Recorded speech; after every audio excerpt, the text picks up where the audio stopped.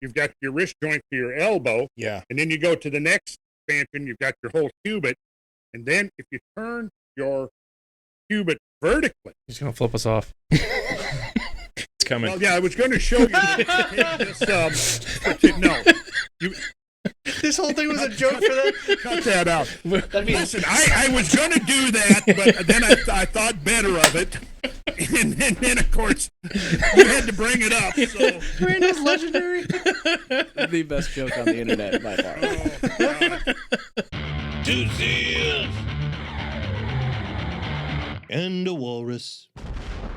Okay, everybody, welcome back. You've already seen a sneak peek of the lovely face of our today's guest, who is Randall Carlson, coming at us from Atlanta, Georgia, and coming back on our new studio with a brand new producer. Hopefully we won't fuck all this up, Randall. yeah, I'm keeping my fingers crossed, but I'm not going to hold my breath.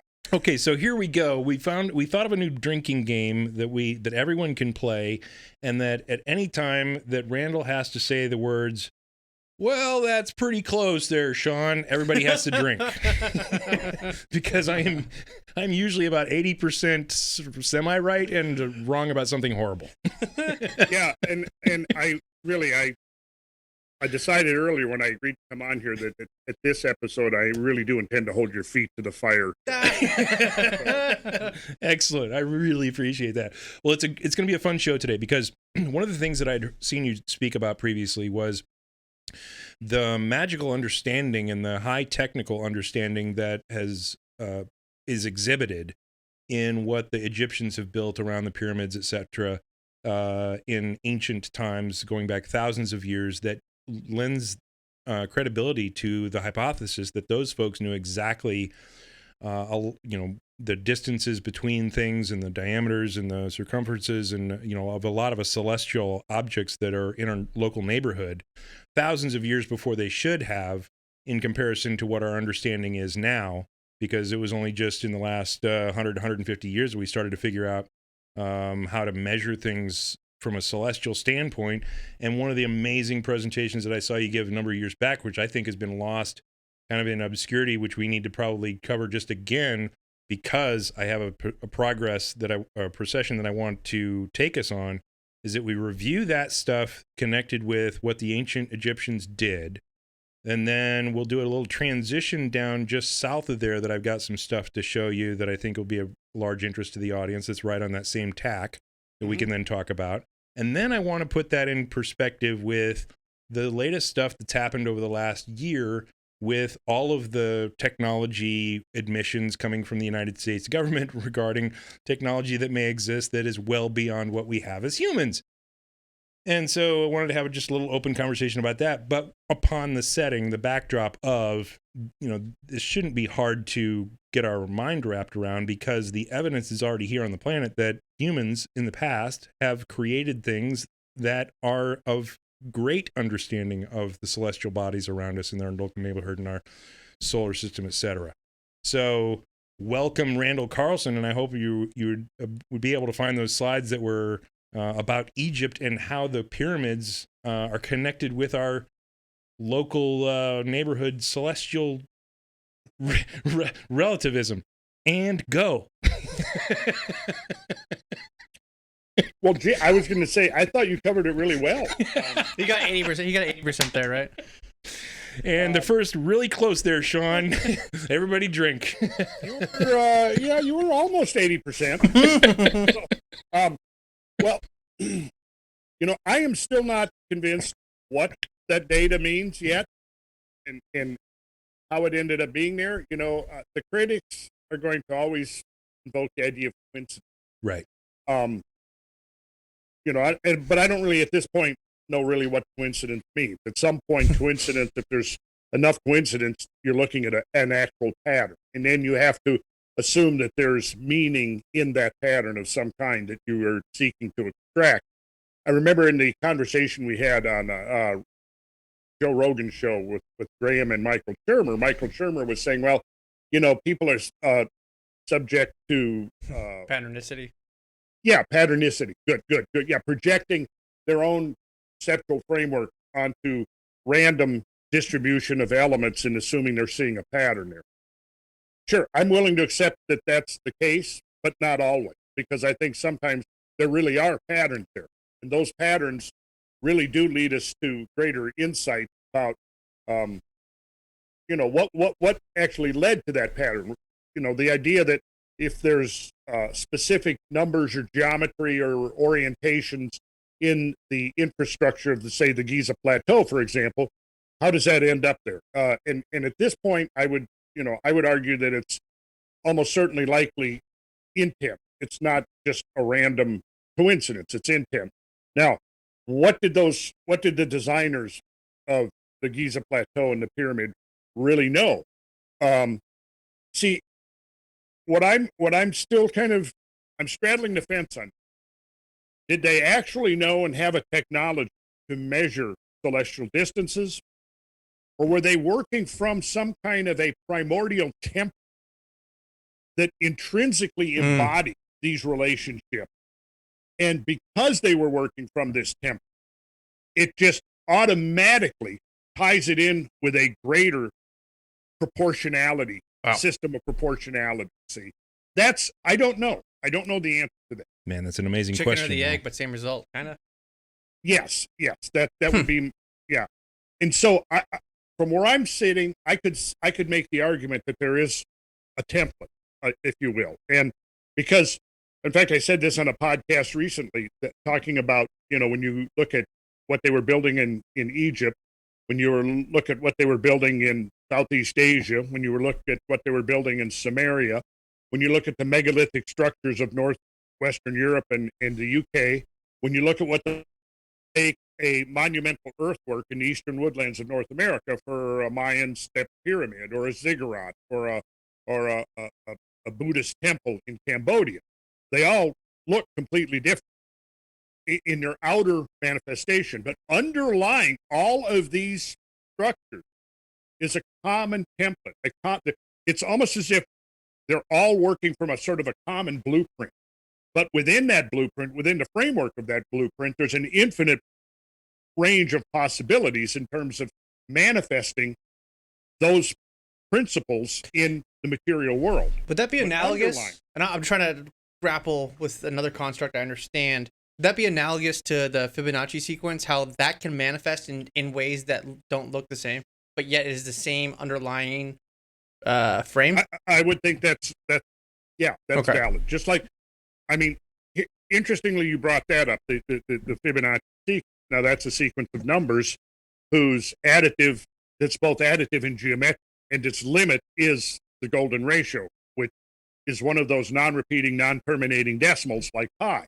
Mm-hmm. But you find it ubiquitous throughout the natural order. It's part of pretty much everything, particularly the organic world, but also you find it in crystal structures and you find it built into astronomical phenomena, into the solar system, and we can get into that in a few minutes. We can look at some examples of how that shows up, for example, in the relationship between the Earth, the Sun, and the Moon.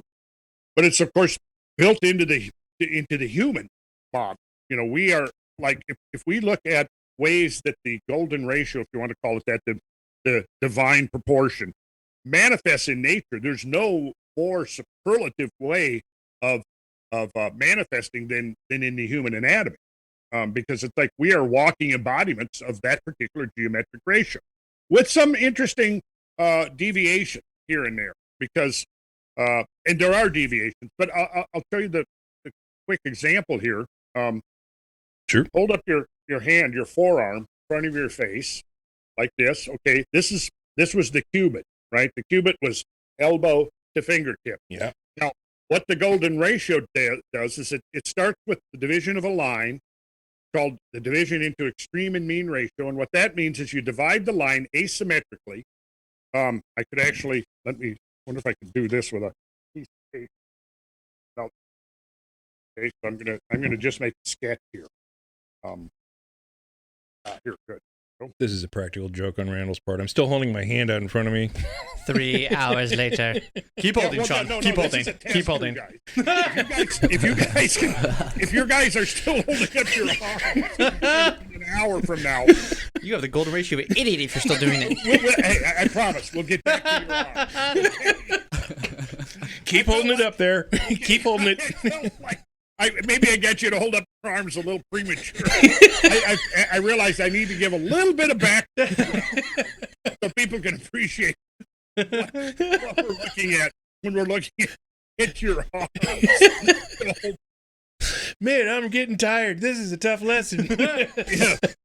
Here, can we see this? Yeah, certainly. That's Okay, perfect. all right. So what we have here is the division of a line into extreme and mean ratio. It's an asymmetrical division such that the small section stands in ratio to the large section exactly as the large section does to the whole line. Ooh. See? And what it does is this. If I were to hold this up, you see the small is to the large is to the whole line. Now the Fibonacci sequence goes like this. Are you reading this? I'm Yeah. seeing this backwards. No, Oh, we're okay. seeing it great. You're seeing, okay, so look, Yeah. I'll get this figured out. There we go.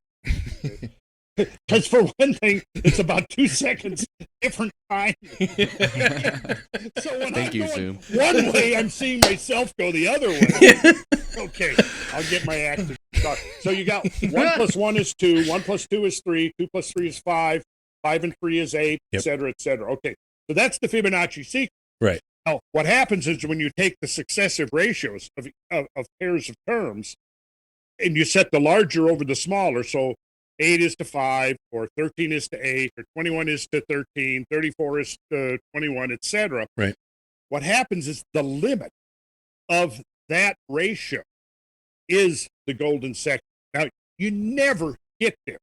The bigger your numbers, the closer you're going to get, but you never actually get there. Right. It's the Zeno's paradox. Right. You know, you just keep moving closer and closer to the wall, or Like the a singularity. finish line. Yeah. Yeah. Where So mathematics is not quite a great explanation of the universe, but it's close. But it's close. But it does allow us actually to do a lot of things, because in the real world, we don't necessarily, when I, for example, go to build a house, I don't need to work to, a 10,000th of an inch. Right. But I do want to work, say, to an eighth of an inch. Right. So if I'm building a house and it's 60 feet wide, my goal is to have an accuracy of an eighth of an inch. Now, I've decided that that's an acceptable and that's a pragmatic goal, right? So, but what happens is your level of craftsmanship is going to determine how closely you can reach that goal. Now, if my competitors, they're usually going to be a half inch off. So, screw them. They don't, Right. But on the other hand, if you're going to use the golden ratio for whatever practical manifestation, whether it's, typically it's going to, where we mostly find it used is in art and architecture, right? So obviously you don't need that to the 10,000th decimal place. For example, if you want to round it off very simply, you just call that ratio 1.6, right? Right. I usually go, if you look at the number sequence, once you set those ratios up, it goes 1.618, 0 in the 10,000th position, 1.618, 0, 33989, and then it goes, right? Right. Now, I find that 0 in the 10,000th place is the logical place to chop it off. Sure. I can't imagine anything that I would be doing where I would need greater accuracy than that. Right. For what I do. Now, maybe, for astronomers, you're going down to, seconds and sub-seconds of arc, because if you're trying to measure the proper motion of some distant star, you got to be able to get way, way, way down there precise, right? Right. I don't need that level of precision. So Right. you got to decide yourself, okay, this is where I'm going to take it. I need this level of precision. Right.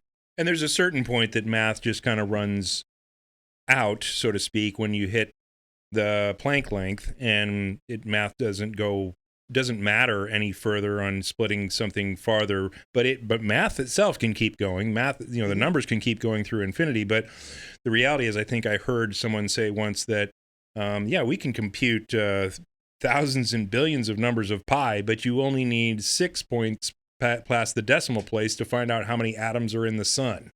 Yeah, that's precisely my point, John. That's Right. precisely my point. You carry it out.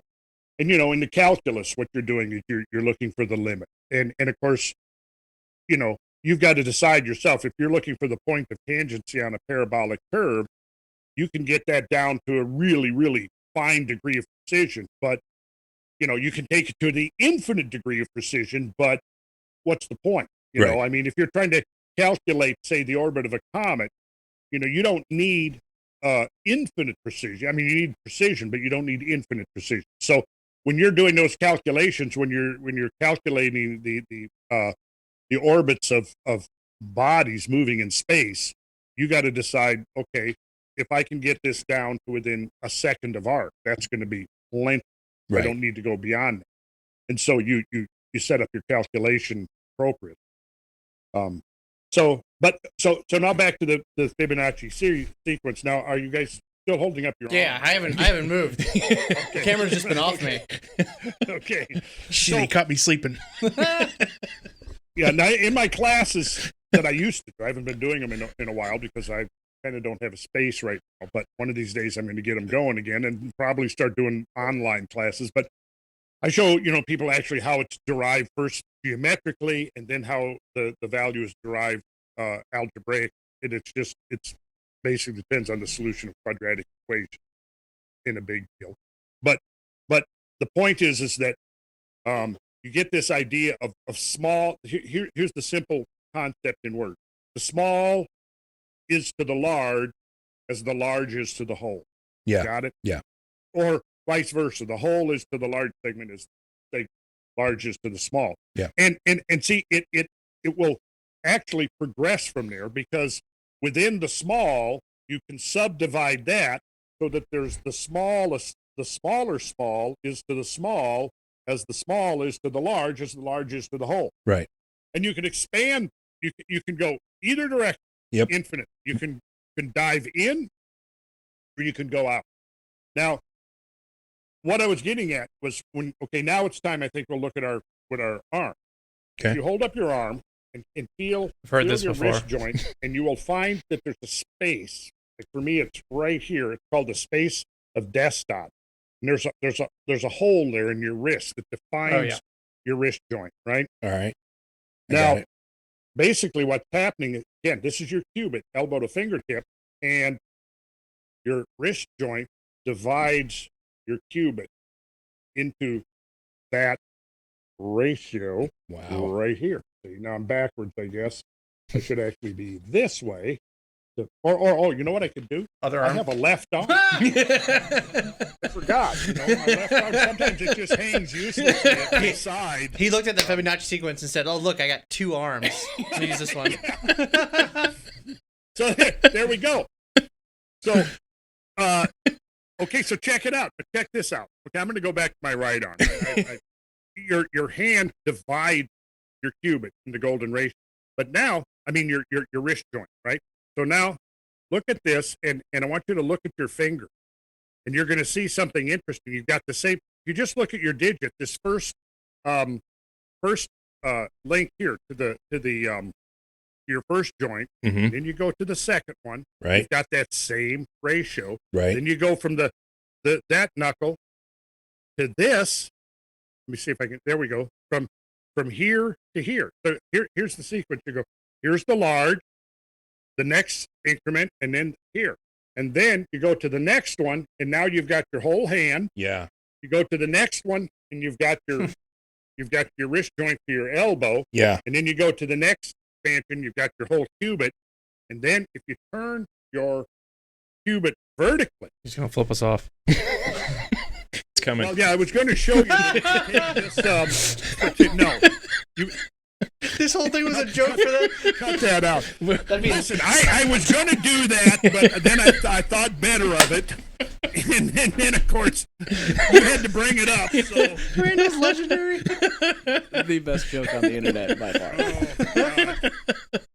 30-minute build up. I was going to do that, but I thought, well, wait a second. No, we weren't going to degenerate that. Listen, if you go on the Joe Rogan, can you please just do that? Like, do the same thing, but then just go. And then we have this. That's going to be amazing. Oh, jeez. Okay.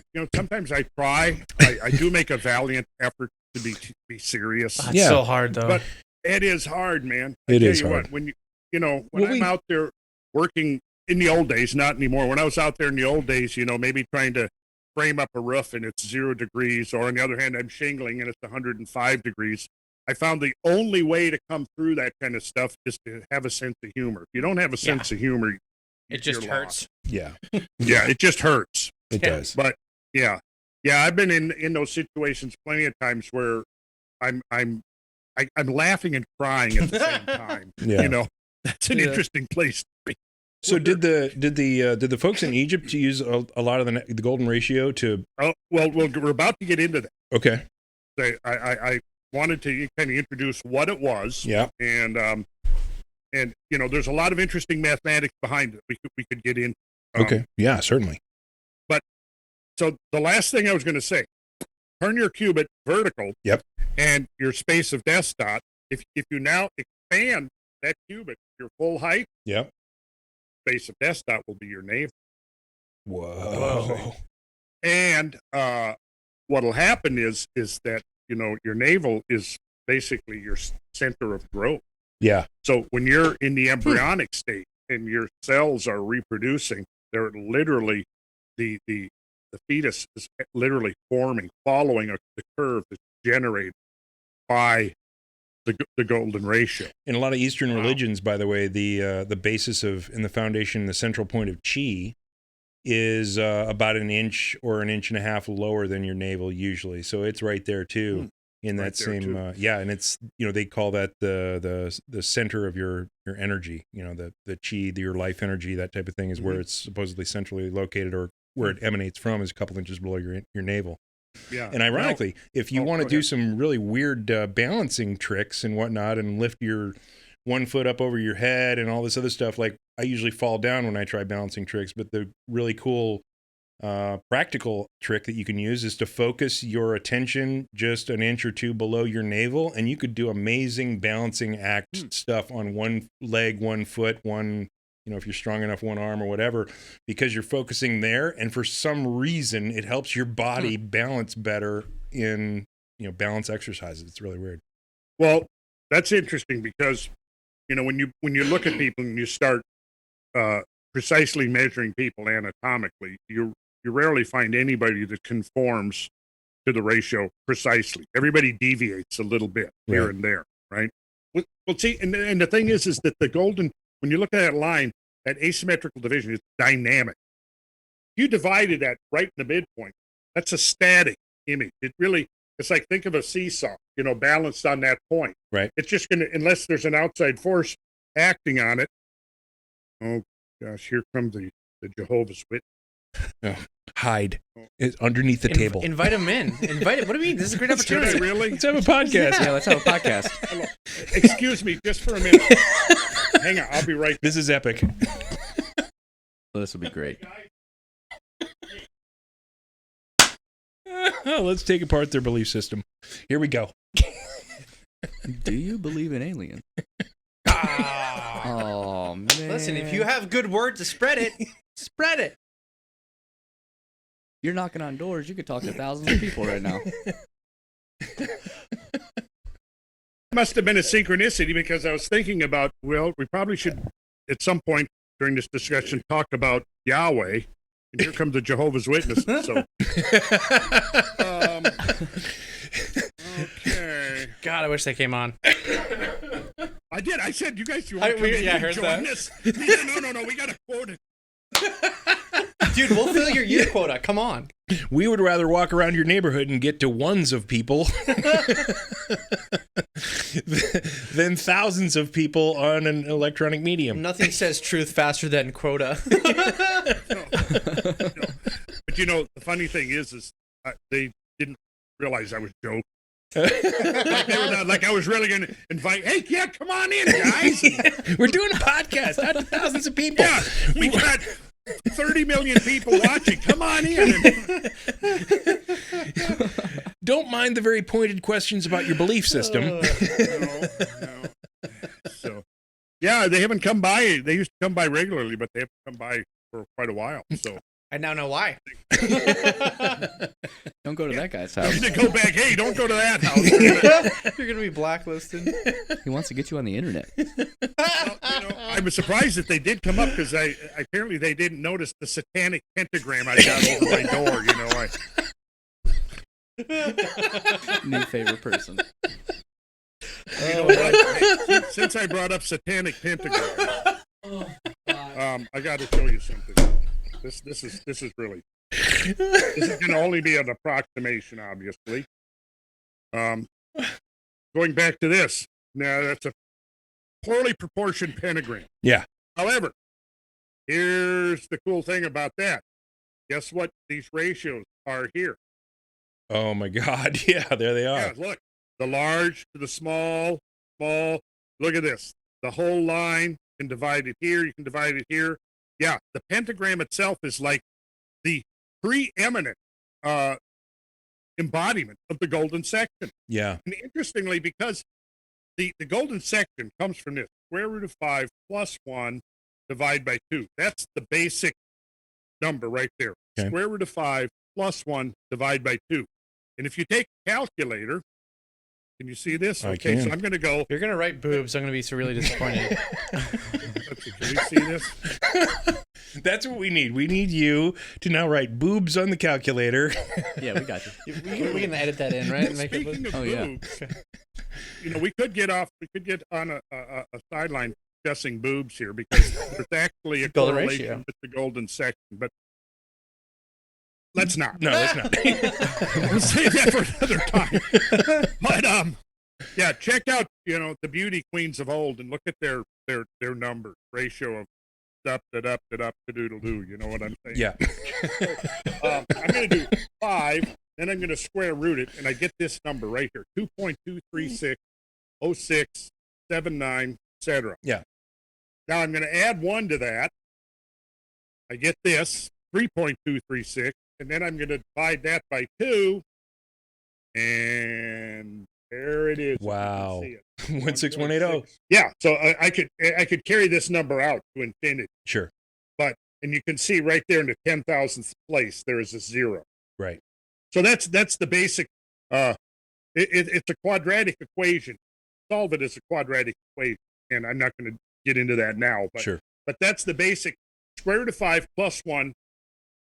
Divide by 2. Now, that plays into the geometry of the pyramid like this. Because we're going to do another. Go into the king's chamber of the Great Pyramid. There's a coffer. The coffer has the ratio of the long side is double the short side. Right. Well, simply using the Pythagorean theorem, we calculate the length of the diagonal of that coffer, right? Or any double square, Right. which is a 2-to-1 rectangle. Right. Right? So if we use that, come up with this triangle right here.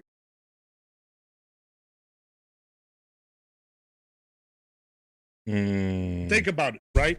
Yeah. The short side squared plus the long side squared. 2 squared is 4. Yep. 1 squared is 1. 4 plus 1 is 5. Yep. Square root of that's going to be your diagonal. Right there are your 3 elements that you need to generate the golden section. If you're going to do this geometric, there's your double square with the diagonal. Yep. And numbers are like this. Yep. Now, if I'm doing this as geometric exercise, what I can do is I can project that diagonal very simply. Now remember, classical geometry, you're allowed to use only a straight edge, straight edge, and a compass. Right. So you can draw straight lines, you can draw arcs and circles, right? Right. Now, if I place my compass right here at this point, and I set the radius to this, to 1 unit, I draw a circle, I'm going to get something. Look, it's going to be off, but it'll give you the idea. Right. And I draw that circle. This new length that I've generated from here is going to be square root of 5 plus 1. Right? Because this is 1 right here, and I'm using this. Yep. Draw this circle. Yep.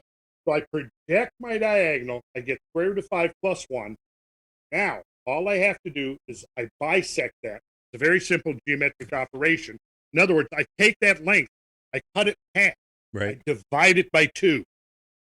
Now I have generated geometrically the golden section. Now, there's a couple of different ways to do it, but my point in showing you this is so that you can see that you take the basic algebra, which gives you the limit of the ratio, 1.618, but it's derivable geometric. Now, in the geometry, you can, again, you're limited by how precise you can be. You know, now if you got a really sharp pencil and you're a really good drawer, Right. you make it big, you can get really accurate, right? Right. But if you're in a hurry like this right here, this is sloppy and it's obviously way off. Sure. But sure. again, you can take the geometric exercise, and there's no really limit to the precision. But the point is you take the geometric derivation of it, and you take it to whatever level of accuracy. Typically, what I do is when I've got a calculator and I'm doing a calculation for something, and I'll let the calculator carry it all the way out to however 30 places it goes or whatever. And only when I get my final number do I then round it off. Right. Because you got to remember, if you round it off early in your calculation and there's multiple steps, that little bit of an incremental difference early on in the process might magnify itself so that by the time you get to your result, you end up being way off. Yeah. In the classes that I do, I emphasize this. Look, if you're doing a drawing and this drawing has a dozen steps, you get a little bit off. You deviate a little bit on that first step. By the time you get to the 12th step, you're going to be way off. Right. That's It ain't like gonna work no more. That's like You know? not to make this about SEAL stuff, but that's like so in sniper school, like I took 2 years of calc. I understood geometry pretty well, but I didn't actually understand the real world application for that until you're shooting 1,000 yards. And if your zero is off by half a minute, you're off by 5 inches at 1,000 yards. Yes. It's huge. Yeah. Exactly the point right there. That's precisely what and this is why when I mentioned astronomers trying to calculate the proper motion of a star, I mean, it's light years away. You got to get down to very, very precision. And that's why, when you have, so you take a circle, divide it into 360 degrees, and when you think about it, that's important, because why divide a circle into 360 degrees? Well, because for one thing, you've got to have enough divisions to make it useful. And you want to have those divisions in such a way that you can get the maximum number of factors. So, for example, imagine that you had a circle and you decided, I think I'll divide that circle into 227 degrees. 227, increments. Right. Well, how easy would that be to work with? It wouldn't be easy to work at all. Right. But given this geometric fact that every circle, when you draw that circle with your compass, you got the radius, right? Draw that circle with with that compass. The radius of a circle will exactly divide the circumference 6 times. So geometrically, it's very natural to use that hexagesimal division, right? So what we do with the 360 degrees is we're starting by dividing a circle into 6 parts, right? But we're combining the decimal with the hexadecimal system. So we've got 6 and 10. So in other words, 6 times 6, the square of 6 360. 60 is a very useful number because it gives us a lot of precision.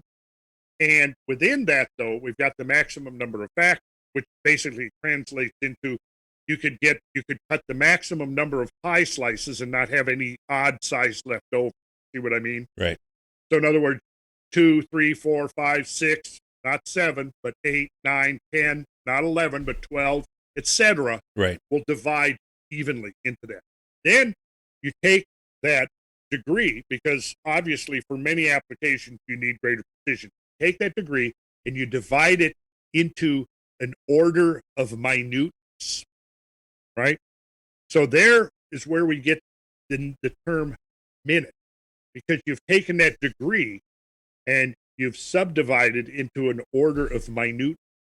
And if that is not precise enough, you then have to go into a second level of minute. Right. And therefore you generate seconds of time, seconds of art. I didn't know that's where minute came from. Yeah, that's it right there. That's really cool. Yeah. Yeah. Makes a lot of sense. I'm gratified, Doug, that you learned something. Yeah. Yeah. We can hang up now, so. Okay. Okay. Your life has meaning now. You're worthy now. Your life has meaning now. Okay, so let's do this. Let us do this. We'll do this calculation relatively quick. You want to get to the pyramid, right? Yeah, You've been yeah, waiting all this time, holding your breath, waiting for the pyramid. So I'm going to show you something, and I'm going to round the numbers a little bit just to make the calculation easier. All right. So let's just say that represents the Great Pyramid of Cheops. In fact, can I do some share screen here Sure. now at this point? Let's see. Here we go. Okay. Share screen. Host disabled. What? Participant screen sharing. So this, I agree to come onto your podcast, and this is the way you treat me. This has actually been a big setup. So. This is go. our Try again, big middle finger It's for that joke earlier. holding up. All right. Can you make the setting change? Yeah, I just changed it. Okay, he just changed it. You might be able to do it now. Neil's our producer. We have a brand new studio. We have a brand new producer. You know how shit Okay. falls apart when you have brand new stuff. We got to take it back to the shop. Hey, no problem, guys. Let's see if it works now. And there we go. There see we it. go. Excellent. All right, this is the limestone casing stones of the pyramid. This is called the socle down here. Now, the socle is 1 Egyptian cubit in thickness. Okay. Now, the Egyptian cubit in thickness, this particular Egyptian cubit was derived probably from the forearm and a hand's. Okay. It actually works out to be about 20.62 of our English inches in thickness, right? Okay. The socle. And that comes in, that's significant later on, because it actually gives us a very slight way of getting 2 different heights for the pyramid. Now, the height of the pyramid that I'm going to use is not the actual measured height of the pyramid now. It's going to be an idealized pyramid that is based upon the slope of these casing stones, which once covered the entire pyramid. Right. Right. This is a very dense limestone. Now you have to picture that that right now the pyramid is truncated, Right. and there's a pole up there that marks the original height of. I'm going to use pole numbers round a little bit. 482 feet. Okay. Right. The base is 755. Okay, so, but there's 2 ways of measuring the base, actually. And see if I can show, okay, the next slide. Which You'll see which that- pyramid is this again? Sorry. This is the pyramid of Cheops, the so-called Great Pyramid. Okay. And this is the one that might actually be older than the pyramid of Menkaure or the pyramid of Kef. Problem is, this tremendous act of vandalism that stripped the casing stones from the pyramid. There had been many attempts to probe into the secrets of the pyramid by various groups through the ages, and they could not penetrate this highly polished, well-sealed limestone casing. And then there was an earthquake maybe in about the 1100s, I think it was. And so one of the stones became dislodged just enough that they were able to pry it loose. And that got all the rest of them started. Got all, yeah. That's and then, nuts. Then they did what you see here. So It was what you so see smooth here- they couldn't do anything with it. That's amazing. Yeah, and I would call this. I mean, I can't imagine an act of vandalism in all of history more than this, stripping these casing stones. Of course, one of the things is that the earthquake knocked down pretty much every building in Cairo. Okay. So they were desperate for building stone. But I still, I guess there was a period of time where, maybe in an earlier age, the superstition or the beliefs of the people would have been, no, this is a sacred structure. We can't defile it. Right. But nature defiled it in a way. Sure. Okay, so what I want you to do is I want you to look right here, and you're going to see that there's this depression in the bedrock right there. Yep. What is That once held a cornerstone Okay. that marked the original outside the pyramid. Okay. Oh, Why? wow. Why is there a depression? I'm sorry if I'm getting ahead of you. Well, because it's like a sock. You'll So see it's it better. intentional. It's not a second order effect of weight. No, it's intentional. And yeah, this is solid bedrock Okay. here. So yeah, Whoa. I mean the whole pyramid itself, to my knowledge, has not caused any isostatic depression at all. But and then here's the opposite corner, and you can still see that depression here is even more prominent. It's still there. Of course, with all the tourists and everything, it's quickly getting worn away. Right. So you can't But see what the that- cut marks from the copper tools. Yeah, I don't see any of those there. But if you look at this diagram, this is basically what you're looking at. You see, here's the depression that held the cornerstone. Right.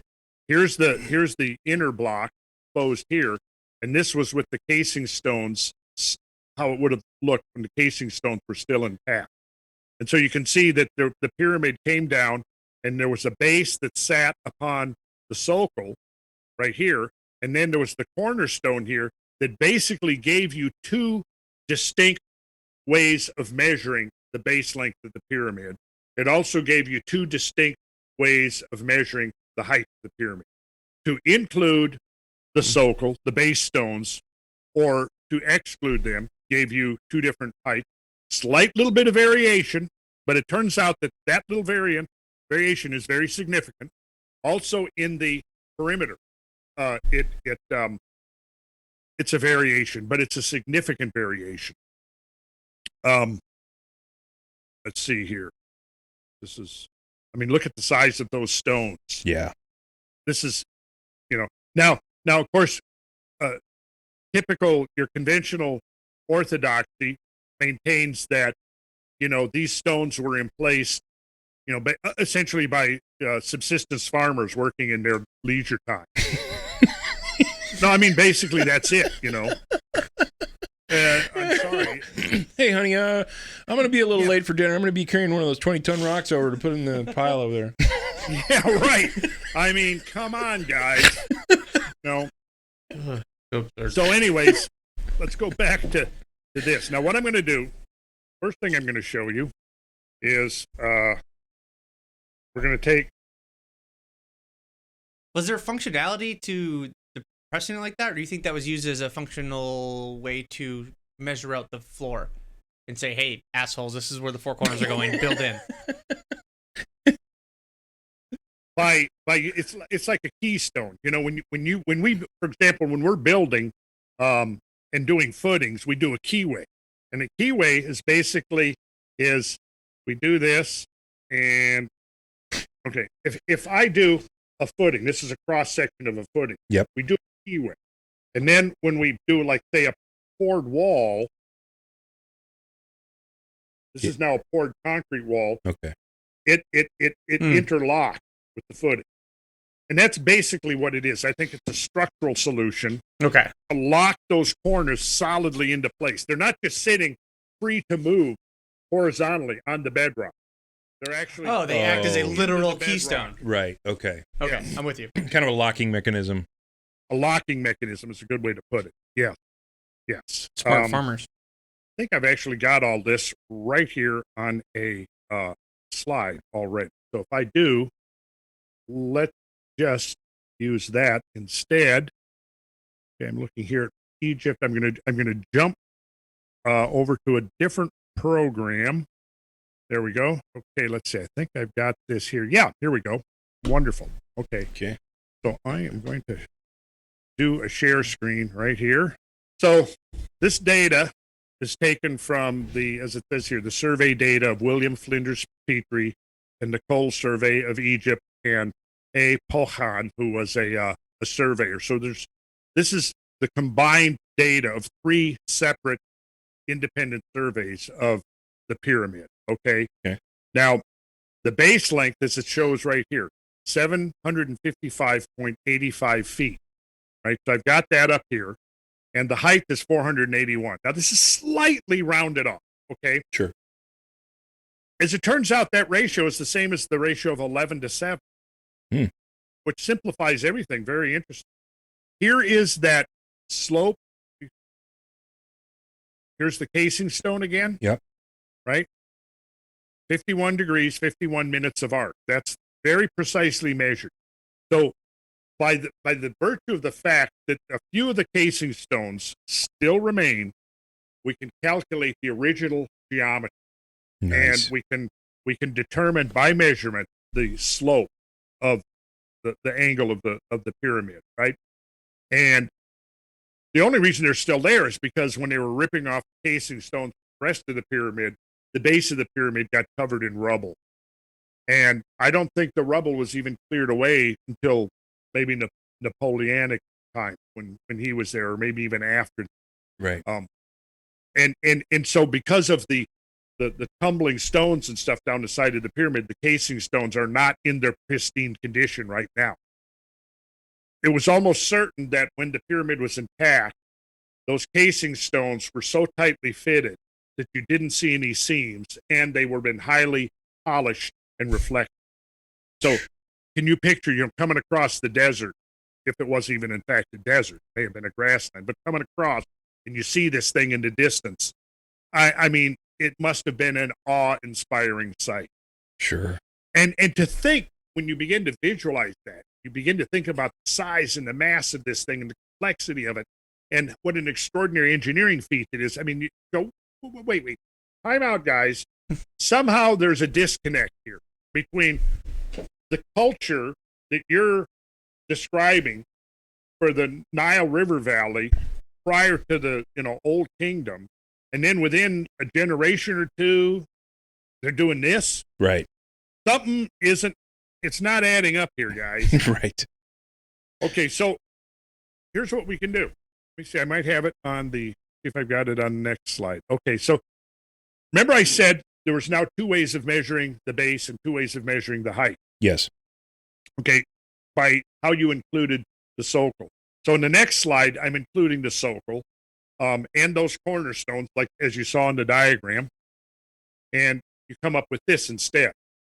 Great Pyramid upon the socle. I'm saying not the exact scale, because obviously if the pyramid here is 482 feet tall, this is not 20 inches.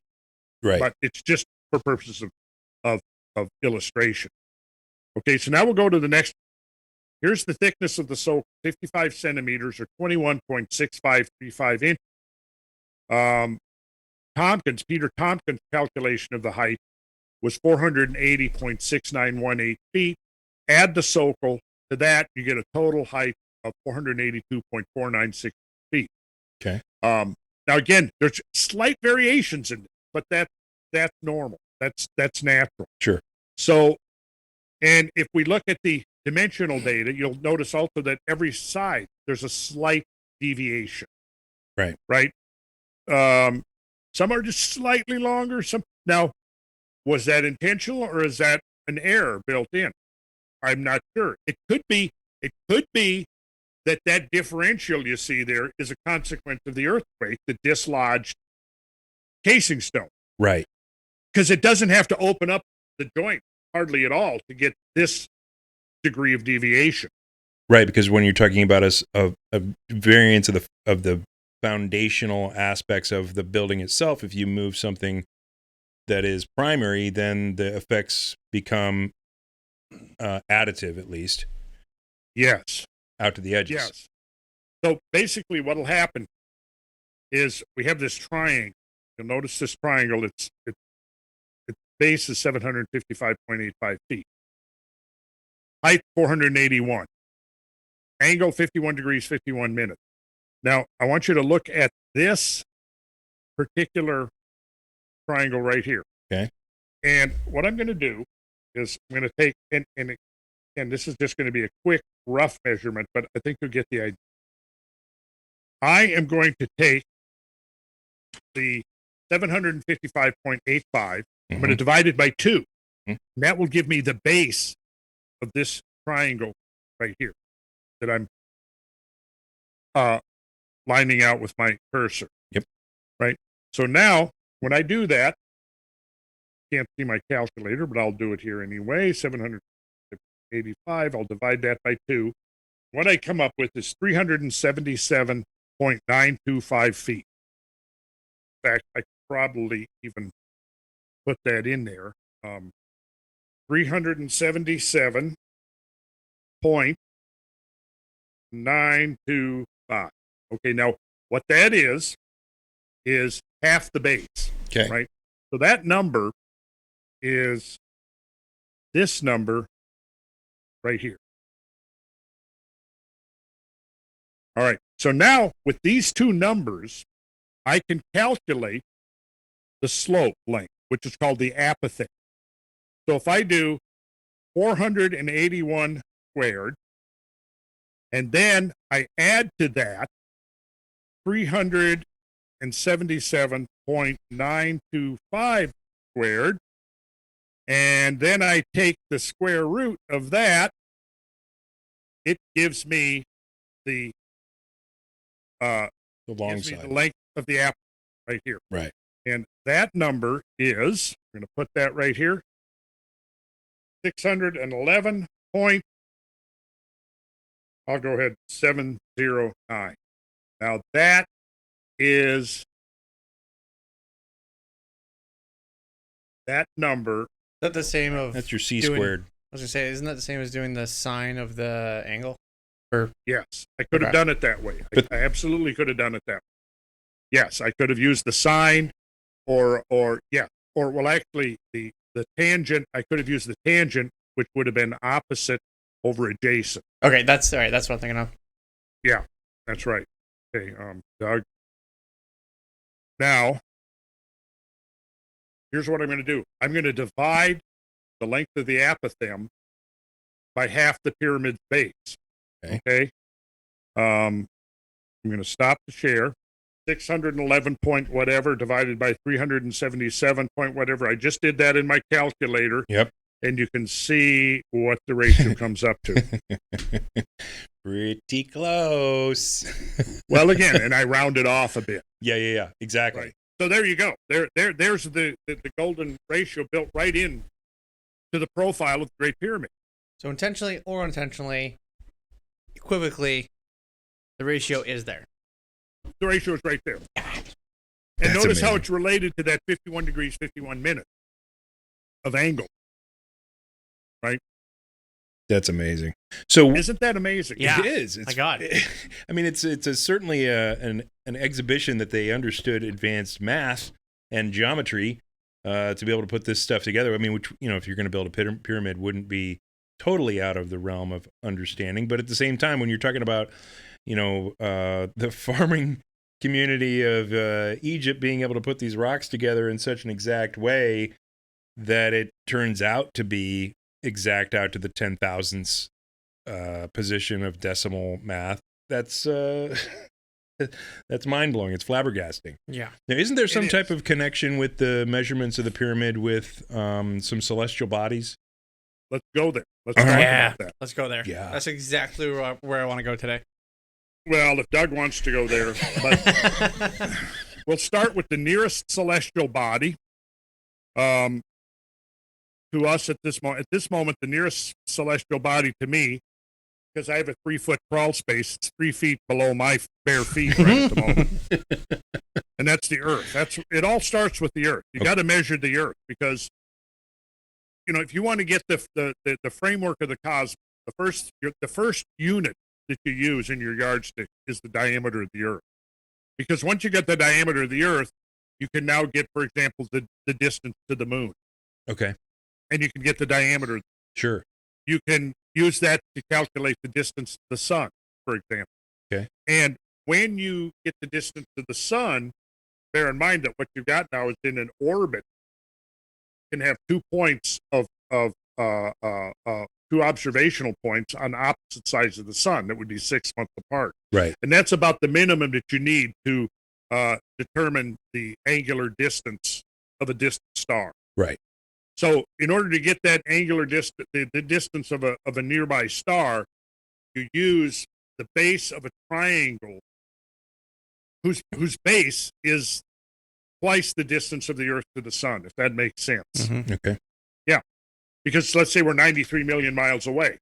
Well, 6 months from now, we've gone around. We're 93 million miles on the other side Right. of the sun. We're going to come back to these numbers. Now, if either one of you guys have a notepad or paper and a pen or pencil, take I a got little few notes as we're going here. Throw me a Okay. pen. Okay, so you don't need to write down all the four lengths, only the total, Okay. right? Now, this is on top of the SOAP. So this Okay. is going to be the smaller of the two measures. Remember, we're going to jump to this. Okay, so you've got two ways of measuring the base of the pyramid. On top of the socle, right here, get that larger, right there, or this corner where the socle sits right on the bed. So we're going to go here. This is the length of the base on top of the socle. And when you measure each of those four sides, and again, these are based upon 4 different surveys that I pulled data from, and none of them deviate more than a piece of an inch. Okay. Right? Amongst the surveys. So, and really on this distance, an inch is pretty meaningful. Okay. Right. Okay. So now when we take the numbers on the base of the socle, they're a little bit smaller than the distance between the corner sockets. Okay. Right. So here's the distances measured on the corner socket. Now, when you take the total of the two, you get the total of the casing stones on the circle, 3,023.139 feet. The total perimeter measured around the corner sockets, 3,043.433 feet. Right. Okay. Write those two numbers down. Got him. Got them? Okay. And there's just another image probably taken many years ago of one of the corner sockets, which I also showed a picture of. But the picture that I showed, you'll see that corner socket is only half as deep now as it was when this picture was taken. So Right. they're rapidly being eroded away. Right. Right. So yeah, here you can see with the cornerstone removed, it creates this indentation. And the indentation was for structural. Okay. So, and then again, you see the socle right here. The socle is 1 royal cubit in thickness, 21.6, etc. inches. Right? And you can see the damage here to the casing stones, and this is from the rubble falling, tumbling down the sides of the pyramid. Right. And I often have thought this: if those casing stones had not been stripped, and the pyramid was still in a pristine condition, like it would have been 2,000, 3,000 years ago when Arab travelers were writing about it, stuff, Mm-hmm. it would have been a hell of a lot harder to attribute the building of that pyramid to subsistence farmers Right. working in their spare time. Yeah. It clearly would have been the most impressive work of architecture on the planet.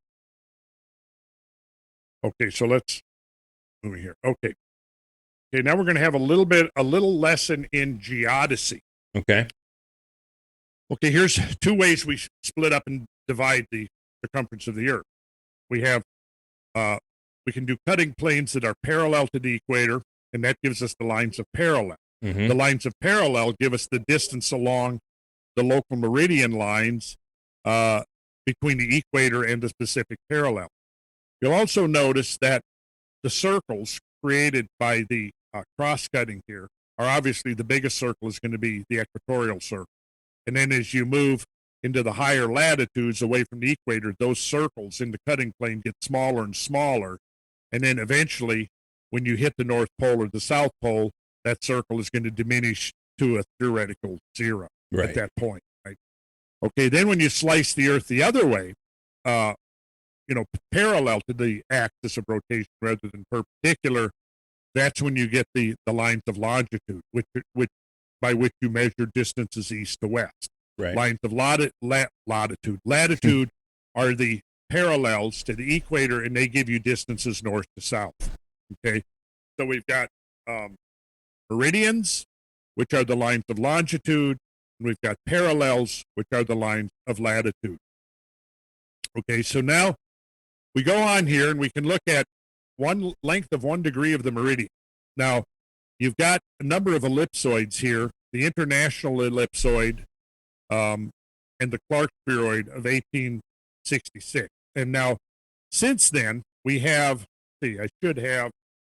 Isn't that when the Carrington event was? Carrington event. No, it was 1859. I think Sean is right. I was testing Sean, so he's good, so we can continue on now. Okay, we can continue. Okay. Because I was going to Fountain say, of useless information. Say, God, if Sean doesn't know that, I'm out of here.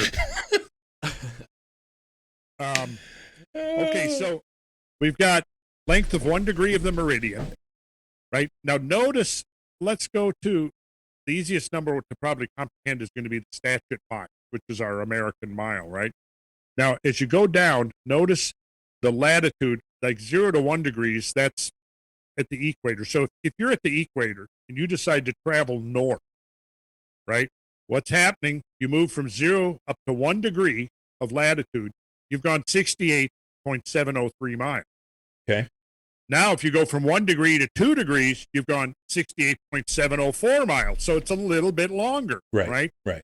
Now, as we go down, getting to higher latitude, notice that the distance separating each of those degrees is increasing.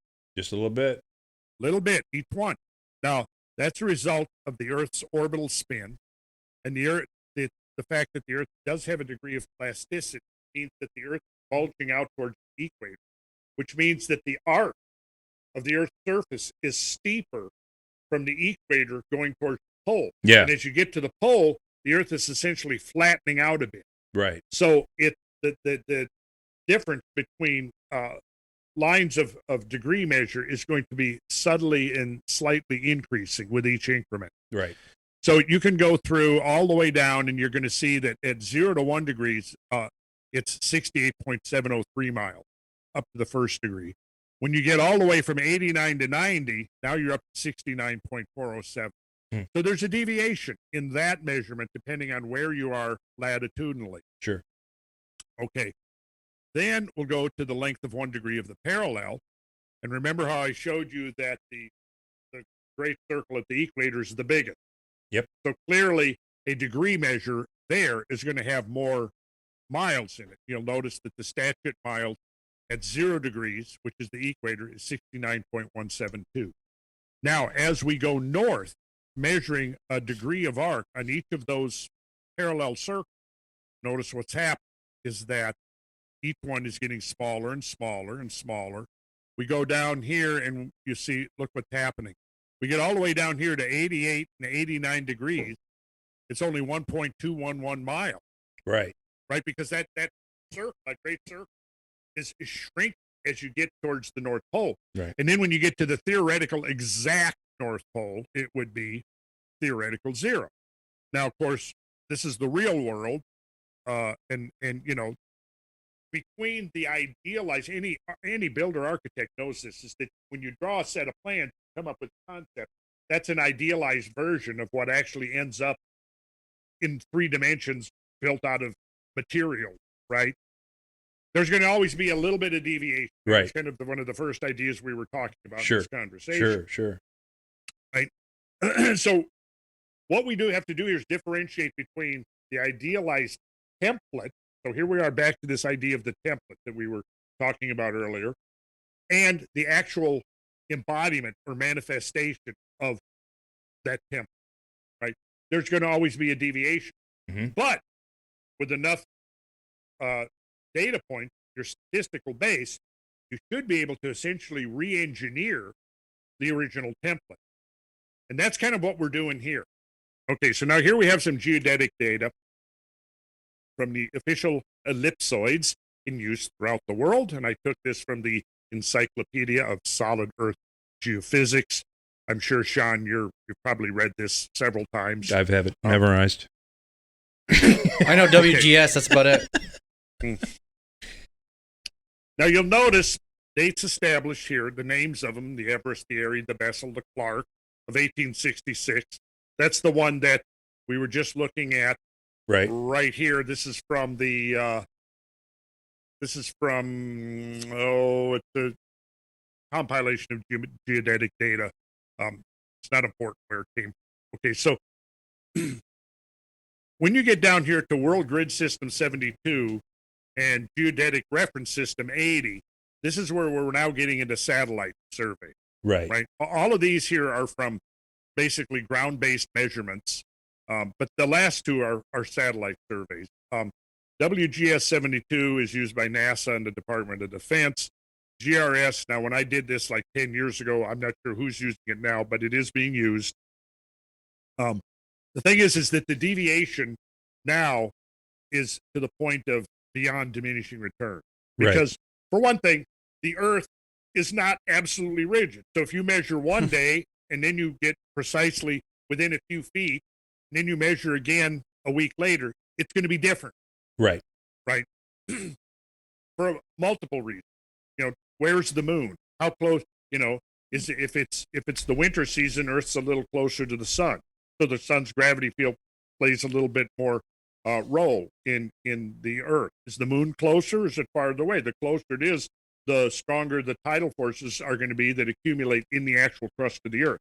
So the Earth is not perfectly 100% rigid. Right. It's a little bit plastic. So once they got to this point with Geodetic Reference System and World Grid System, it was like it would seem to be pointless to go any further because they'd already reached the point where any further deviation was meaningless. Right.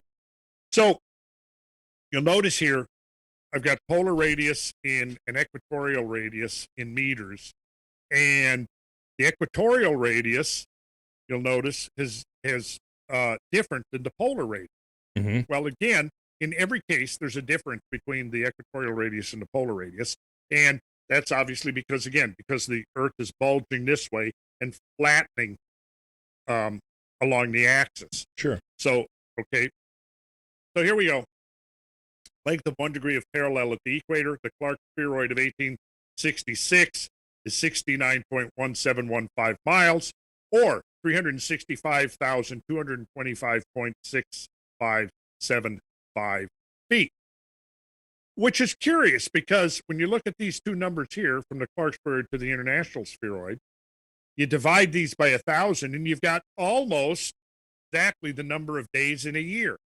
True. So it's weird because one of the things that we're seeing here is once we delve into this realm of geometry and number is that we find a pattern of numbers that seems to correlate the measure of space with the measure of time. Okay, and so here we have length of 1 minute of the parallel at the equator. Again, the Clark spheroid of 1866 gives us 6,087.09. The international 6,087.258. So you'll notice that the deviation here is very slight. I mean, it's literally in inches. So, we're kind of at the point where we don't need it anymore accurate than that. Right. Here is one tropical year, contains 365.242 days. 1,000 tropical years, notice the number here, and notice how close it is to this number. Pretty remarkable correlation, I would say. Sure. Coincidence. Next point. And as I say here, 1 degree of equatorial parallel, according to the international spheroid, is this number, 365,235.49 feet, or a mere 6.7 feet short of having the same number of feet as there are days in 1,000 years. So that's a deviation of 1 part in 54,464. That's pretty tight. That's a pretty bizarre coincidence, isn't it? Yes, it is. I feel like my brain goes, "Oh my god, that's something." and then stops because he has no way of connecting that. with anything other than Yeah. this a bizarre coincidence. Yeah. Yes. So did they? Where do the pyramids fit into that then? Well, just hold your horses there, Sean. Rand, I think you need to go back to the hand thing for Sean. Let's just go back. Let's go back. Okay. Okay. Length of 1 degree of parallel at various latitudes. Okay. And you'll understand, Sean, why it's important to elaborate a little bit on this. Yes. Okay. I'm just giving you a hard time. Oh, okay. I feel better. I feel better now. I was feeling emotionally wounded there for a moment. Were you but triggered? I was feeling triggered. Yes. Okay. So you can see here 1 degree of parallel at various latitudes. You can see how much that deep is, right? Okay. Okay. Let's keep going here. Okay. There's our length of 1 degree of parallel at the equator. Length of 1 minute of parallel. So what we do here to get 1 minute, we simply divide the degree by 60, right? Yep. So that's what I've done here. Length of 1 minute of parallel at the equator, 6,087 feet. Mm-hmm. Give or take a few inches. I'm starting to see some familiar numbers. I hope so. So here we go. Let's look at this. Here's 1 square degree of latitude and longitude at the equator. Notice that the east-west dimension, which again, we've kind of talked about that. Yep. Is going to be a little bit more than 1 degree north to south. Yeah. So there you've got meters and miles, just for comparison. Yeah. But they're close. But that's 1 square degree. Right. Now, let's take the first order of minute. We'll get to 1 minute of degree. And you see I've got this little square down here in the corner. Mm-hmm. That represents 1 minute of latitude and longitude. Yes. So in the next slide, we're going to imagine that we're taking that little square and blowing it up like this. Okay. 1 square minute of latitude and longitude at the equator, right? So now we've got 6,045.881 feet north to south, 6,087.094125 feet east to west. That's 1 minute, 1 square minute. I'm going to go even further with it, and I'm going to divide that in 2. So I've got 1/4 square minute of latitude and longitude, right? That's 1/4 square. Yep. And it's on a side, 1/2 minute of latitude, 1/2 minute of longitude. Check this out. Here's 1/2 minute of latitude. Here's 1/2 minute of longitude. Look at those 2 numbers. You wrote down a couple of numbers for me, didn't you? I did. Uh-huh. Those are close. Yeah. What I wrote down is 3043.433 and 3023.139. Well, in other words, within Yeah. within a few inches. Now, I'm going to take one of these 1/4 square minute of latitude, longitude, divide it a little further, just like this, again and again, right there. Look at the 2 numbers that you get. Wow. So the pyramid is the living representation of the same ratio that is the Earth? What it embodies in these 2 particular measures of the base is the difference between 1 degree of latitude, or I would say yes, it because the ratio is a degree of latitude and a degree of longitude. And this little box down here, that's the X, that right there, if you drop the actual pyramid on there, it would fit that little block right there. Now, see, and that proves, unless it's an amazing coincidence, that people thousands of years ago understood the exact dimensions of the Earth in circumference, in the difference of the circumference based on where you're measuring it from, which Yes. is super, super tough to do with the presumed measurement devices afforded the civilians from thousands of years ago. Now, the critics would dismiss this out of hand as being coincidence, but you can see It's a tough one. I took the numbers. Where I took the numbers, I showed you. I took 4 separate surveys of the pyramid, right? Yes. I took the geodetic reference data from like 8 or 10 different measurements of not only the size, this is important, not only the size, but the shape of the Earth. Yeah. You see, Yes. that's what's manifest right here. That's amazing. Now, see, and of course, the people who would discount that, see, because I want to take us just a little bit south of there too, to take us full circle on where I promised we would go on this podcast, on this episode, is because just south of that pyramid that you're showing us, in fact, it's southeast and it's a little south or west southwest of Luxor, as a matter of fact, down the Nile or up the Nile just a little bit, the way it flows, is a place called Nabta Playa. And I'm somewhat familiar with it, but I have not studied it yet. So I don't yet understand or appreciate the significance of that place. Well, it's and if you want to understand the full story of it, it's in episode 3 of Magical Egypt, which is one of my favorite video series produced in the late 90s, early 2000s.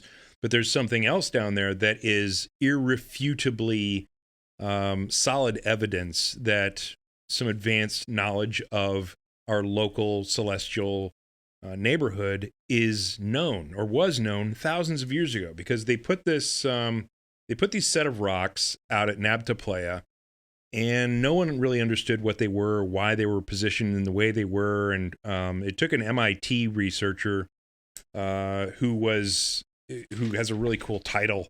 It was Thomas Brophy, astrophysicist / archaeoastronomer, which I think is an amazing title. But basically, he went down there and he looked at those stones and where they were and measured them all out, and then just started looking at various patterns of celestial bodies and things like that. And he was able to figure out that the stones that are out in the middle of nowhere in Egypt, you're literally out in the middle of the sand desert, and you basically you have a calendar set of stones that you're able to look at a meridian north-south, and then you also have a viewing point northeast to southwest, and those create 2 different sight lines, and there's 6 stones in the center, and they are lined up to summer solstice, Yeah. sunrise. Right. That's about the only thing I really knew about it. Yes. That it had that significant summer solstice alignment. He did some more work on the rocks that were lined up in the desert from the viewing point and started to figure some things out. And he figured out that the stones within the whole complex are lined up to basically signify and show from a sight distance thing how the stars of Orion rise once every 26,000 years on the vernal equinox helical rising, which is something that I don't understand a whole ton about. You probably know a lot more about it than I do. But basically, they were stones that from a certain viewing point on a very specific morning, once in 26,000 years, the stars of Orion rise in direct alignment with the viewing point and the stones. But the problem with that is that the distance of the stones from the viewing point out into the desert were really weird. And so Thomas Brophy tried to start looking for patterns in those and trying to figure out the distances of the stones between the viewing point and the stone itself. And what he found, and this is going to be the mind-blowing moment, is that the distance from the viewing point to the rock itself that was standing in the desert is entirely accurate to the amount of light years between Earth and that star. 11,000 years ago, when they placed these things in the desert, they knew exactly how far to put them out into the desert to signify how far the star that was rising on the horizon on that once in a 26,000 year day, because of the precession of the Earth, the wobble of the Earth, those stars come up in different spots based on how the Earth is wobbled, yada, yada, yada, and there's only one day that those stones line up to basically ping the stars as they're coming up over the horizon on this vernal equinox helical rising And not only are the stars in perfect alignment with the rocks in the desert, the rocks are far enough from the viewing point that it tells you exactly how far the star is away from Earth. So that, beyond being coincidence, would be evidence that those individuals who placed those rocks in the desert knew exactly how far those stars were from Earth. And we're talking about in the Orion constellation, right? A couple of things. Again, studying in depth into the Nabta Playa is high on my list of things that I want to research. I can tell you that the summer solstice alignment was a universal alignment built into the infrastructure of the archaic world all over the planet. Again, it refers us back to what I was talking about before, almost as if everybody was working for the same master template. Right. And you said that the term is heliacal rising, which means that it's rising just before the sun. Right. And because of the yearly journey of the Earth around the sun, there will be a period of time where, from the latitude of Egypt, certain star formations like the Dog Star or the Belt of Orion or whatever is going to be invisible below the horizon. Right. And then it reappears after approximately 70 days, and it'll show up just before the sunrise. So it'll be there in the eastern sky, and then for a few minutes, and then the sun rises, and you lose it in the sun's light. But that's the heliacal rising. It means it's rising with the sun. Now, you said the 26,000 years. Of course, that's the precessional cycle of the Earth. Right. That's the Earth's precessional cycle, which is based on this idea that the Earth's axis is spinning around this way. Now, there are some other ideas to explain precession. I would not get into that today because they get a little bit complex. Okay. For now, I'm going to just stick to the orthodox view that the Earth's axis, which is tilted, not always fixed. Right. And I think there's a pretty good argument for that. But it means it's actually circling around, like this, like the axis of a top. Yep. So that right now, for example, the North Pole is pointing very close to the star Polaris. But halfway through the cycle ago, because that tilt, it's going around the sun, but it's not perpendicular to its orbital plane. It's tilted by 23.5 degrees. Right. So when it's swung around halfway, right, it's actually done 23.5 times 2, right, which is 47 degrees. Now, if we go back 12,900 years ago, roughly, or close to 13 if we want to round it off, but it's actually shorter than 26,000 years. The precessional cycle is a little bit less than the number that is associated with it from archaic sacred number, which was 25,920. We'll come back to that number. In fact, write that number down there, John. 25,920. Okay, so 13,000 years ago, and I'm just using the round number, right? Or half of 12,920 would be 12,000. Excuse me. Half of 25,920 would be 12,960. If we back this up or feed it forward 12,960 years, the North Pole is pointing towards the star Vega, and that would have been the North Polar Star at the time. So I think that was an important piece of information that could possibly give us a clue to something that might have been built at that time. If we could show that there is a polar star alignment in there, and that star is Vega, then that's highly suggestive that it was built during that epoch when the vernal equinox was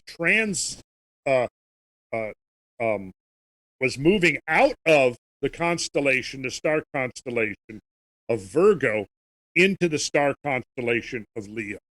So just as now, the vernal equinox is kind of on the cusp of Pisces Aquarius.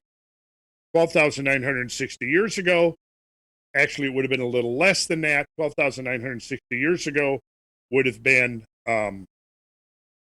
half the cycle. And at that point, the vernal equinox would have been transiting out of Virgo into Leo, would have been right on the cusp, right?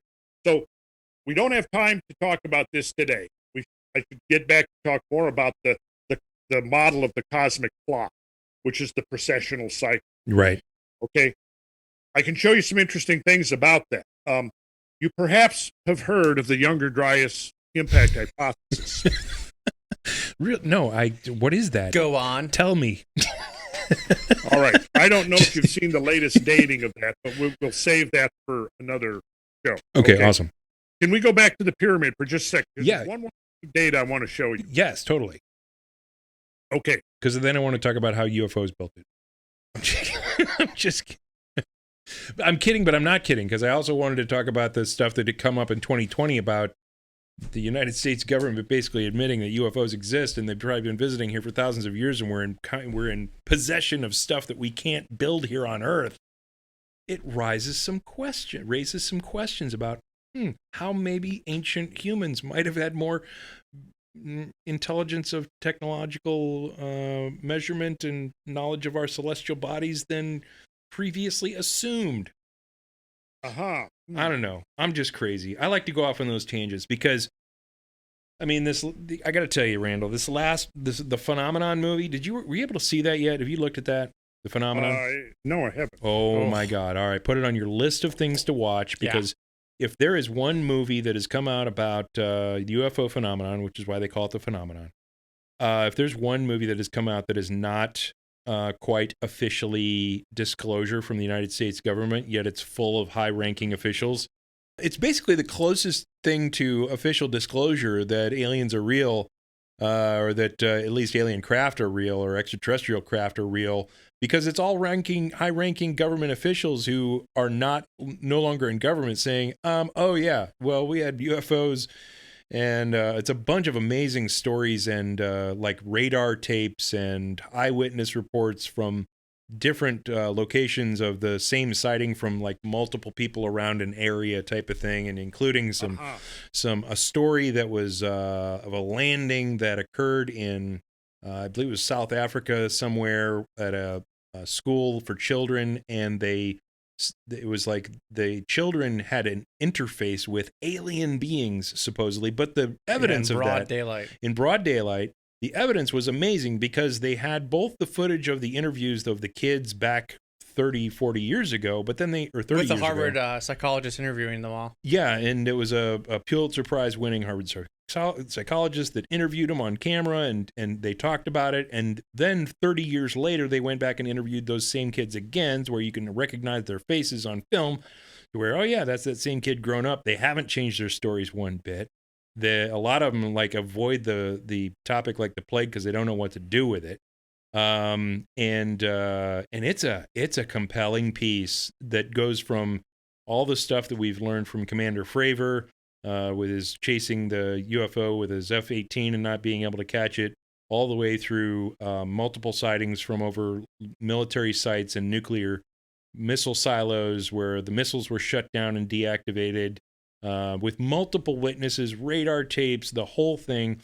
Christopher Mellon, who is the defense Deputy Secretary for Defense on Intelligence under the Clinton administration, who basically saw and oversaw a number of black budget projects, who admits, I've seen the evidence and I've seen those black budget projects that were working on secret stuff, and this is light years ahead of the closest thing that we have from a technological standpoint. And it's just like the amount of evidence goes deeper and deeper and compiles and makes the story more compelling every minute you watch that piece. And at the end of it, any reasonable individual, and I would say by the end of 2020, with all the disclosure of the Navy saying, yeah, these videos are real, yeah, these craft are real, and the Pentagon saying, yeah, we're in possession of materials that we can physically not even create on this planet. It's like 2020 became the year of, you start believing in UFOs in 2020 in January, and you're the crackpot.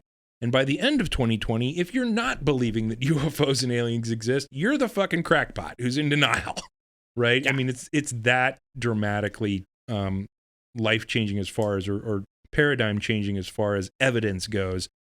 And I was just like, man, that makes a lot of sense, given that there are so many instances of high technology that have existed in the past, or that high understanding, at least, of things that we found that are in the past that those people shouldn't understand. But were they interfacing with people who understood more, or did they have technology that allowed them to understand more? What do you think, John? I tell you this, the mathematical certainty that aliens or other types of life exist in the universe is overwhelming. So that's just from a mathematical standpoint. I'm a believer in other consciousness, and they can certainly take different form. Do I think that they're here and visiting? Sure. There's enough evidence, like there's enough UFO reports that, and a lot of them are going to be debunked, but it's when you're using perfect math, even if you debunk a majority of your sightings, the minority of those are going to be real. I mean, you want to just discount and say, oh, well, 85, 90% of those are just, people flipping out or being, crazy or whatever. They saw some other type of phenomenon and yada, yada, yada. But then there are a number of those that even the government admits, yeah, those are unexplainable. Those are credible witnesses. Those are credible instances of evidence trail. We can't explain them. And then so like what? We're just going to shove those off the table and say pretend they don't exist because the other 90% are crackpots? No. We got to take the evidence for what it is. So I believe that there's alien intelligence flying around here. And I don't know what level that we're interfacing them, but if they've been here now, they've probably been here before because that technology is tens of thousands, if not millions of years old, from its inception or development.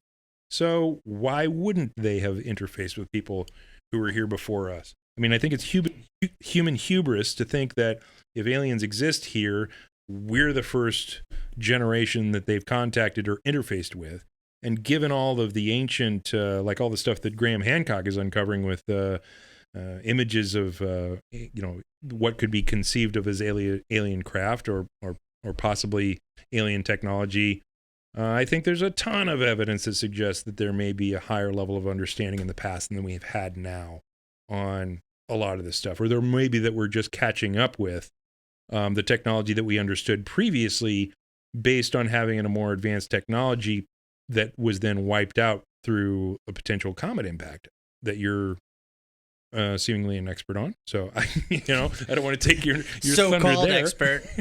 But you know what I'm saying? I mean, we could have been a species. I mean, we've had the same brain size for 200,000 years, which would, beg the question, how much technology have we had in the past? If we have the brains to be able to understand it and utilize it now, was there an advanced technology previous that was wiped out when the atmosphere was on fire after some comets came down and created some great floods that could have washed away ancient civilizations? I mean, I think there are a lot of questions that are going unanswered at this point that we probably need to start looking for the answers to if we want to understand our origin story.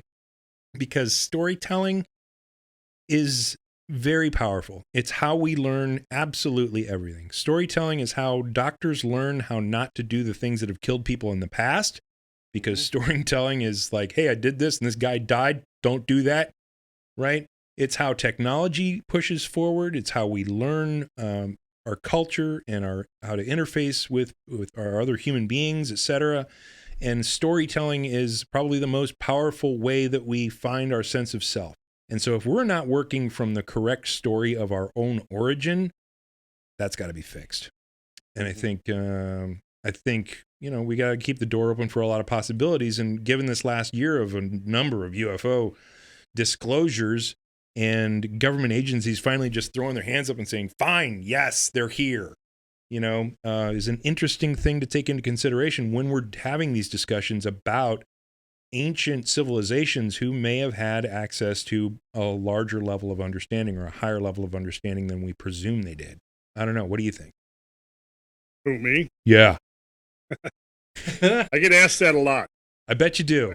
And I usually don't have a response to it, but I do have a response to it. And the answer is, it's not what people think. There is something happening, but it's not what people think it is. And I think the truth is going to be easily as mind-blowing, if not more so, than what we do think it is. Oh, I'm going to get you at a bar and we're going to drink some alcohol and we're going to have some deep conversations about that, sir.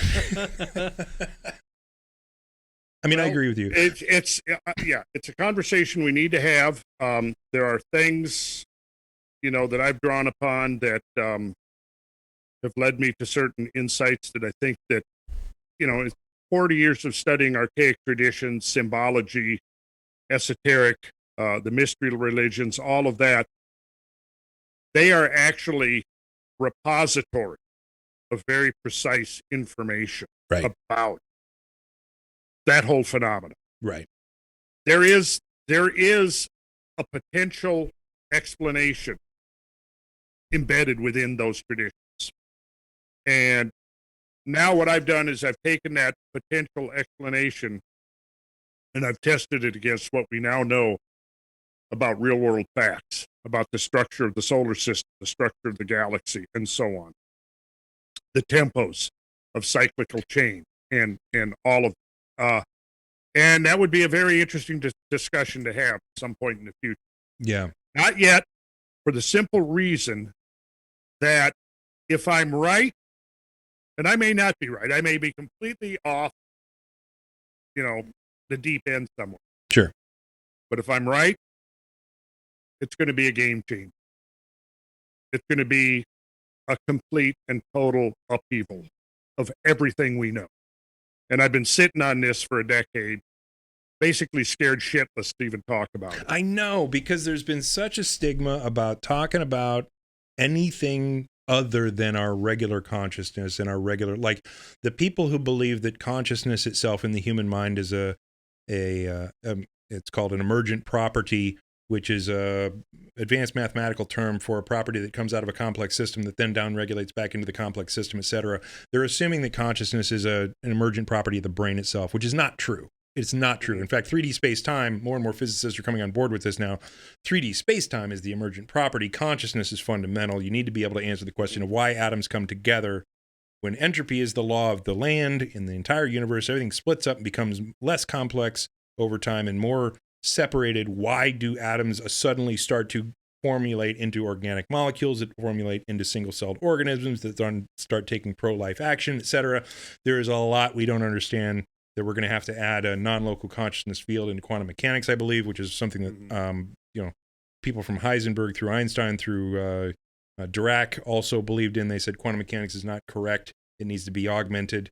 I think I agree with you that there is a deeper story here to be told, both scientifically and from a consciousness perspective, and it is going to be a game changer. But I think up until now, the stigma has been, if you talk about aliens or ET or extraterrestrial technology or whatever, you're the wacko. You are to be ridiculed. You are to be not taken seriously. What you're working on is not science, it's pseudoscience. And, well, guess what? Now everybody's given up on the fact that they're going to deny aliens, and now we're going to start to accept the fact that we may not be here alone. And then that probably has some type of implications in our growth as human beings and our development as human beings in the past, and we probably should start talking about it. I don't know. Just my opinion. Well, yeah, and we should have that discussion. Yeah. At some point. And I intend to have that discussion. What a teaser. Yeah. We'll get you on for part 2 and then I 3. will comment, though, that I once had a teacher that used to say, he was a Swami, and this was decades. He used to say that consciousness is not a phenomena within the brain itself. The brain is merely a point within a vast continuum of consciousness. Yes. And not the other way around. Right. Exactly. Yeah, I'm going to put out a video series, hopefully in the next 12 months, that'll help try to explain how consciousness fits within quantum mechanics and how quantum mechanics can kind of be flipped on its side without losing all the rest of the math and whatnot. Because quantum mechanics is great. It's accurate.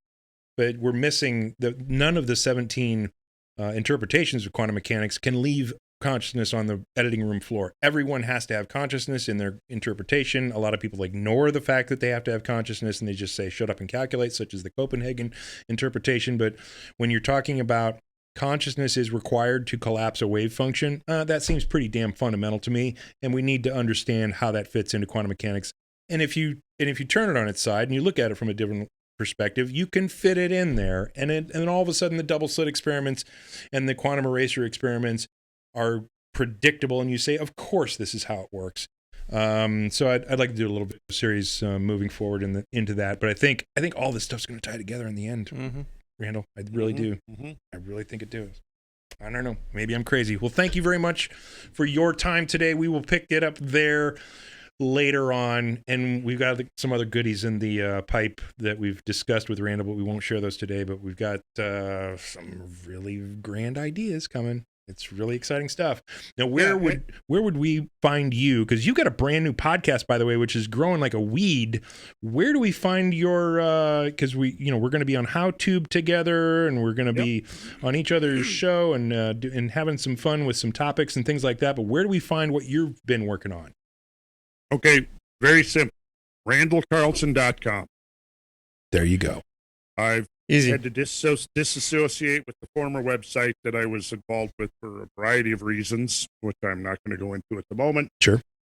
But needless to say, things didn't quite work out the way I was hoping they would work out there. So I've had to disassociate and go in another direction. So RandallCarlson.com is where you're going to find all things Randall, at least all things authorized Randall. Yep. And there's going to be a lot of new material there. In fact, this evening we're recording a new podcast. And one of the things we're trying to do is, for example, we've done a whole series on the younger dryas imp, because what I'm trying to establish is that if somebody goes, okay, well, what's the deal with the younger dryas impact? What are the pros? What are the cons, etc.? Go to cosmographia.com and watch the series. Yeah, spelled with a K. And by the way, what is your favorite place to eat, and where might people see you eating from time to time? Well, I'm glad you brought that up, Sean, because I'm getting awfully hungry as I sit here. It's hard for me to talk about Great Pyramids and aliens without working up an appetite. But last year, my brother and I and our team, we built a restaurant here in Decatur, Georgia, called the Wheelhouse Craft Pub and Kitchen. It's mostly my design. I tried to incorporate as much basic geometry into it as I could. And we've been open about 3 months now. It's going really well. And I'm hoping that you guys make it down. We get Ben there, and we'll all gather there for a power lunch or for dinner, or we'll do something there. And the owner, the proprietor, Ian, he would love to host us there. In fact, he has even been pushing, why don't you guys think about doing a podcast from the restaurant? Oh, It's a great idea. I got to tell you, I vouch for the food. It's amazing. And the conversations that we have there are awesome. And man, that would be an awesome spot to do a podcast if we could maybe have just a live audience participating with our conversations. We'll have to figure that out. I think that that would be really cool. We could be talking about the Sumerian fish god while we're munching down on fish I tacos. fucking love that idea. Yeah. So the possibilities are infinite, John. Yeah. All right. Well, check out Randall's website. Check out his new podcast, Cosmographia, spelled with a K. And that's the Greek spelling. yes. And we'll leave it there. Thank you very much for your time, sir. Hey, I had a hell of a good time. It's been fun. Can't wait to do it again, and I can't wait to be actually hanging out with you guys in person. Yeah, it's going to be we'll fun. make it happen. We're going to come down there soon. Yeah. All right. Let's Have do a it. great time. You guys know what to do. You need to hit the subscribe button. You need to hit the share button. You need to comment on the episode about what you thought about this. And let Randall know that you want to know his thoughts about aliens. Because we'll get it. We'll get it out there. We gonna get you. The truth is out there, as the X-Files would say. We love you guys. Talk to you soon. Peace.